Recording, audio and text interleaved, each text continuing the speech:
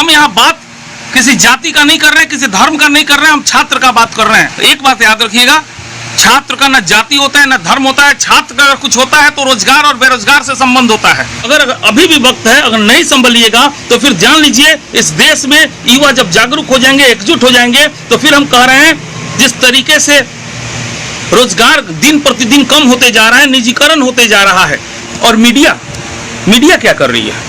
Media क्या कर रही है? मीडिया कभी सरकार के लिए एक चेतावनी थी, अलार्म थी कि सचेत हो जाओ सरकार, आज वो मीडिया हम लोग को सचेत कर रही है। जिस मुद्दे पर चर्चा होना चाहिए, मोदी जी कहते हैं देश युवाओं का है। मैं मोदी जी से पूछता हूं, आपने युवाओं के लिए क्या व्यवस्था किया, क्या रोजगार दिया है? जो विद्यार्थी जाति धर्म का बात कर रहा है ना, सही मायने में वो विद्यार्थी नहीं है। मैं फिर कह रहा हूं, वो विद्यार्थी नहीं है, वो पार्टी का कार्यकर्ता है। जो देश में हवा चली है ना, याद रखिएगा, इस देश में कभी धर्म युद्ध नहीं होगा, क्योंकि हम लोग सभी लोग समझदार हैं इस मामले पे। कभी जातिवादी आंदोलन नहीं होगा, लेकिन गृह युद्ध बेरोजगारी को लेकर के जरूर होगा, क्योंकि देश का युवा बेरोजगार हो जाएगा। उस बेरोजगार कब तक बर्दाश्त करेगा?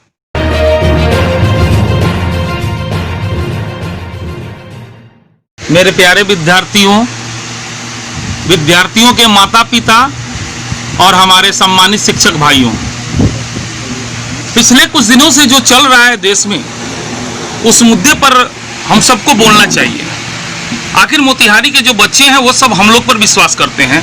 अगर उन लोगों को हम लोग हौसला नहीं देंगे, उन लोगों के समस्याओं को यदि हम लोग बाहर नहीं निकालेंगे, उजागर नहीं करेंगे, तो फिर कौन करेगा? हम तो शुरू से कहते आ रहे हैं, हम जिस दिन से पढ़ाना शुरू किए उस दिन बोले कि सिस्टम के लपेटे में आकर मैं बाहर हूं, लेकिन आप लोगों के साथ ऐसा मैं कभी नहीं होने दूंगा। आप सब लोग को आशीर्वाद। पहले मेरी बात ध्यान से सुनिए। हम शुरू से आप लोग को इस बात पर समझाते आए हैं कि ये सिस्टम हम लोग के साथ नहीं है। हम यहाँ बात किसी जाति का नहीं कर रहे हैं, किसी धर्म का नहीं कर रहे हैं, हम छात्र का बात कर रहे हैं। जो भी छात्र, एक बात याद रखिएगा, छात्र का न जाति होता है न धर्म होता है। छात्र का अगर कुछ होता है तो रोजगार और बेरोजगार से संबंध होता है। जितने भी छात्र हैं, ज्यादातर छात्र वे होते हैं जो बेरोजगार होते हैं। अगर उनके हित में अगर हम लोग नहीं हैं, तो इसका मतलब हम सीधा बात करते हैं कि हम छात्र विरोधी हैं। छात्र विरोधी होना और छात्रों के बीच बैठकर उसी के पैसे से अपना जीवन यापन करना, ये बहुत गलत बात है, निंदनीय बात है। आज की इस परिस्थिति में अगर हम लोग चुप रहते हैं तो ये हम लोगों के लिए काफी शर्म की बात होगी। हम तो शुरू से कहते आए हैं कि जो छात्र, इतना भारी संख्या में देश में बेरोजगारों की संख्या है, किसी चीज का जब फॉर्म निकलता है तो लाखों करोड़ों में लोग फॉर्म डालते हैं। तो ये बताइए, करोड़ों छात्र में से सैकड़ों छात्रों की नियुक्ति होती है, बाकी छात्र का जो शुरू से लेकर लास्ट तक का प्रोसेस में पैसा लगता है, उस पैसे को रिटर्न क्यों नहीं किया जाता? राशन के नाम पर देने के लिए, योजना के नाम पर बंदर बांट करने के लिए आपके पास पैसा है, लेकिन उस गरीब विद्यार्थी से फीस के नाम पे जो आप लोग लूट मचा के रखे हैं, उस गरीब विद्यार्थी का जहां एक तरफ मदद करना चाहिए था, वहां पर आप लोग जो कर रहे हैं ये बिल्कुल गलत है। मैं इसका सरे से विरोध कर रहा हूं। अगर अभी भी वक्त है, अगर नहीं संभलिएगा तो फिर जान लीजिए इस देश में युवा जब जागरूक हो जाएंगे, एकजुट हो जाएंगे, तो फिर हम कह रहे हैं जिस तरीके से रोजगार दिन प्रतिदिन कम होते जा रहा है, निजीकरण होते जा रहा है। बहुत से लोग आएंगे, बोलेंगे सर निजीकरण से ये फायदा है, वो फायदा है। 2 अक्षर पढ़ क्या लिए कि आपको निजीकरण में फायदा नजर आने लगा? निजीकरण का क्या फायदा है बताइए? निजीकरण में फायदा केवल पूंजीपतियों का होता है, याद रखिएगा।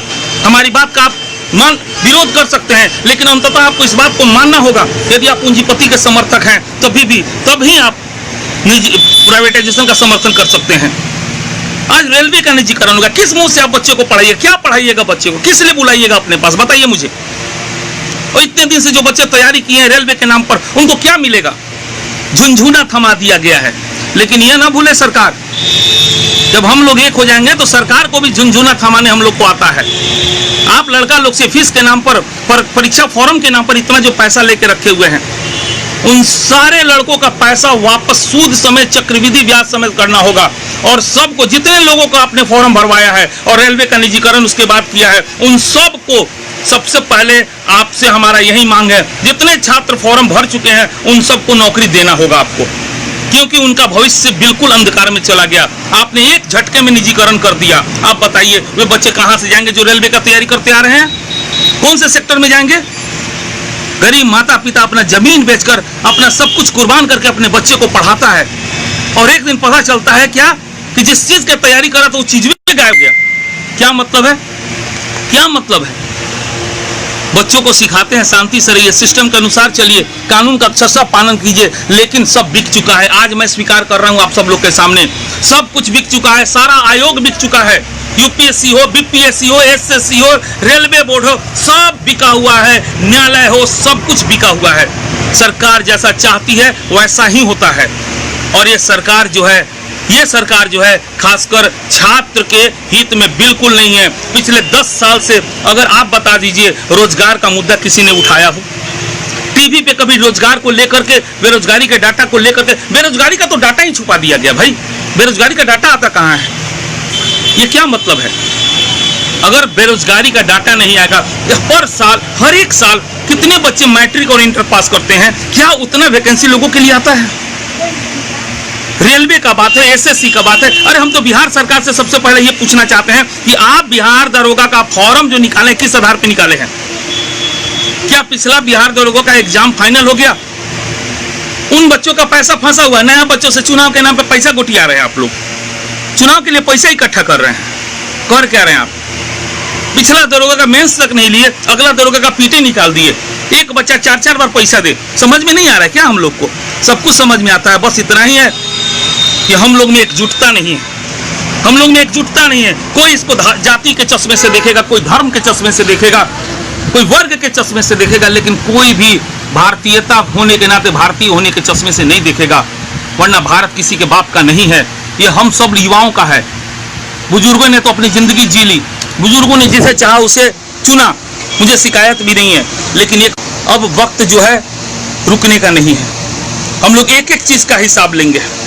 आप बिहार सरकार से हमारा मांग है, जितना मैट्रिक इंटर का रिजल्ट आता है हर साल, क्या उस रेशियो में वैकेंसी आती है? बच्चे कहाँ जाएंगे? जो गरीब माता पिता के बच्चे हैं, जो माता पिता अपना जमीन जायदाद अपनी खुशी बेचकर लाए हैं, वो कहाँ जाएंगे? हर वैकेंसी, सारा सिस्टम ही तो बिक गया है। हर कौन सा ऐसा परीक्षा है जो ये बताइए कि कौन सा ऐसा परीक्षा है जो विवाद से मुक्त रह गया हो? कभी प्रश्न पत्र आउट हो गया, कभी प्रश्न ही गड़बड़ हो गया, कभी रिजल्ट में धोखाधड़ी हो गया। एक भी आप एग्जाम ऐसा बता दीजिए, एक भी एग्जाम नहीं मिलेगा। और सिस्टम और आयोग से सवाल करने पर आयोग इतना ज्यादा हठधर्मिता का परिचय देता है, क्योंकि जानता है सरकार उसके साथ है, सरकार के इशारे पर वो कर रहा है। जब सरकार के इशारे पर वो कर रहा है तो क्या हम लोग इस बात को नहीं समझते हैं? और मीडिया क्या कर रही है? मीडिया क्या कर रही है? मीडिया कभी सरकार के लिए एक चेतावनी थी, अलार्म थी कि सचेत हो जाओ सरकार, आज वो मीडिया हम लोग को सचेत कर रही है। जिस मुद्दे पर चर्चा होना चाहिए, मोदी जी कहते हैं देश युवाओं का है। मैं मोदी जी से पूछता हूं, आपने युवाओं के लिए क्या व्यवस्था किया, क्या रोजगार दिया है पिछले 10 साल में? एक एग्जाम तो आप सही से नहीं ले पाते, उल्टे गरीब विद्यार्थियों का वैकेंसी के नाम पर, परीक्षा फीस के नाम पर पैसा लेते हैं। मैं आपसे आज मांग कर रहा हूं मोदी जी, वाकई में अगर आप छात्र हित में ध्यान देते हैं तो आज के बाद से जो भी वैकेंसी आएगी उसमें परीक्षा फीस लेना बंद कर दीजिए। क्योंकि आप लोग इतना सारा योजना चलाते हैं, परियोजना चलाते हैं, क्या क्या करते हैं? क्या गरीब विद्यार्थी से 500 रुपया लेना जायज है क्या कहीं से? किसी भी एग्जाम के लिए कोई पैसा नहीं लिया जाए। अगर हम भारत के नागरिक हैं तो हम लोग का धर्म है, हम लोग का फर्ज है कि हम लोग परीक्षा दे, नियुक्ति करें, फिर तो सेवा तो देश का ही ना करेंगे हम लोग फाइनली। तो प्लीज आप सब लोग से मैं यही कहूंगा कि आप लोग जितना ज्यादा हो सके खूब ट्रेंड चलाइए, है ना, शेयर कीजिए और लोगों को जागरूक कीजिए, विद्यार्थियों को जागरूक कीजिए। जो विद्यार्थी जाति धर्म का बात कर रहा है ना, सही मायने में वो विद्यार्थी नहीं है। मैं फिर कह रहा हूं, वो विद्यार्थी नहीं है, वो पार्टी का कार्यकर्ता है। और उसकी बात बता दे, वो पार्टी भी उसका साथ नहीं देगी, पार्टी भी साथ नहीं देगी। याद रखिएगा मेरी इस बात को। बड़े बड़े लोग पार्टी के पीछे भागे लेकिन उनका भी कल्याण नहीं हुआ है, याद रखिएगा। इसीलिए हम सब युवा हैं, हम सब युवा वर्ग के लोग मिल करके युवाओं के प्रति जो अत्याचार हो रहा है, युवाओं के साथ जो गद्दारी हो रहा है, बेरोजगारी जो हम लोग के लिए मजाक बन गया हुआ है, तो उन सारे सवाल का जवाब हम लोग को सिस्टम से लेना होगा, मीडिया वालों से लेना होगा।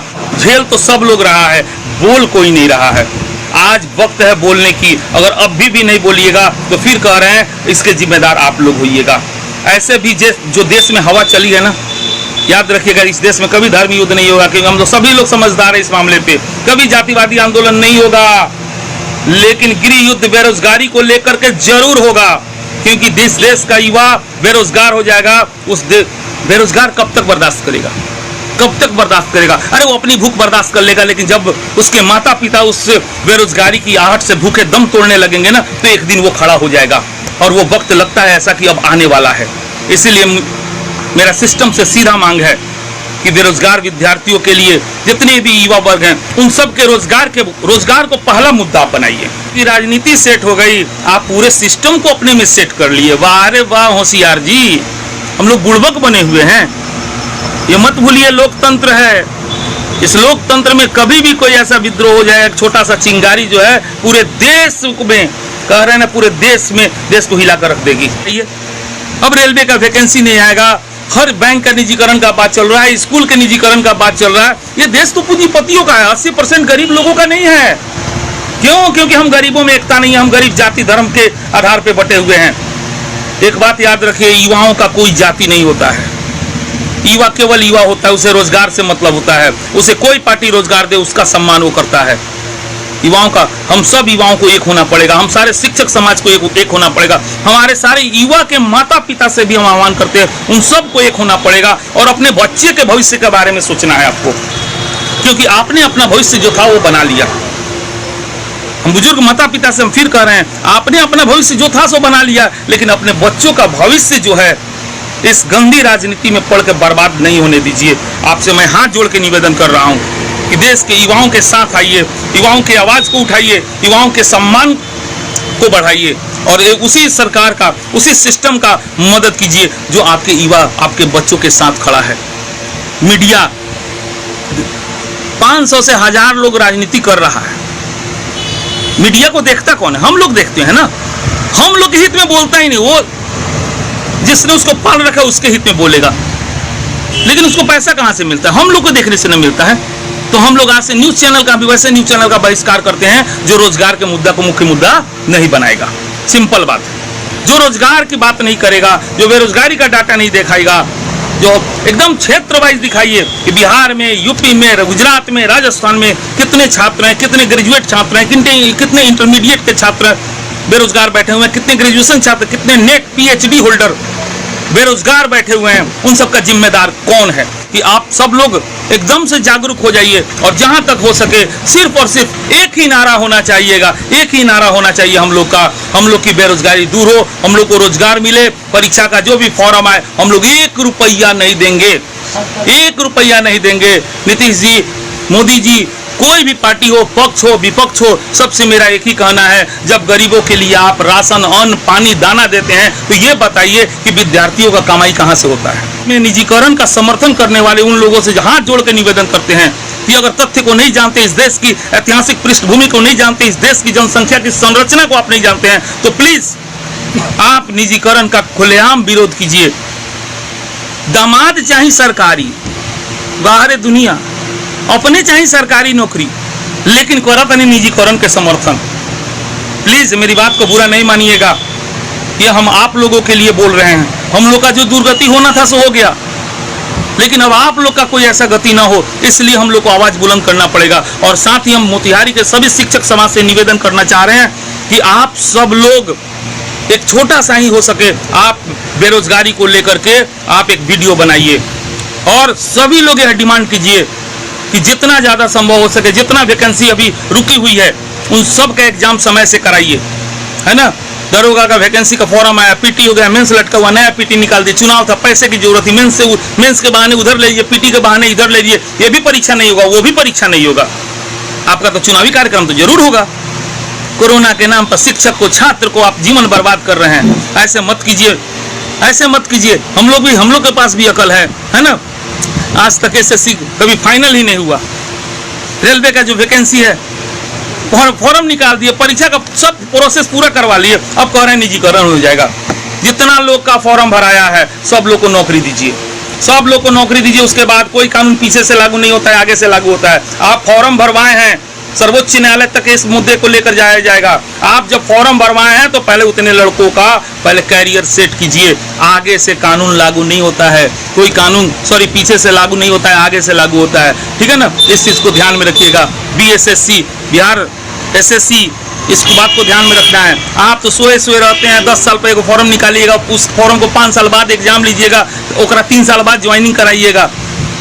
पूरा बुरा स्थिति हो गया है। सो चलिए आज के लिए इतना ही हम रहने देते हैं, फिर हम मिलते हैं, फिर आप लोग से बात करेंगे। चलिए, जय हिंद, जय भारत। इस देश का युवा एक हो जाओ। हम फिर कह रहे हैं, इस देश के युवाओं के जीवन मरण का प्रश्न आ चुका है।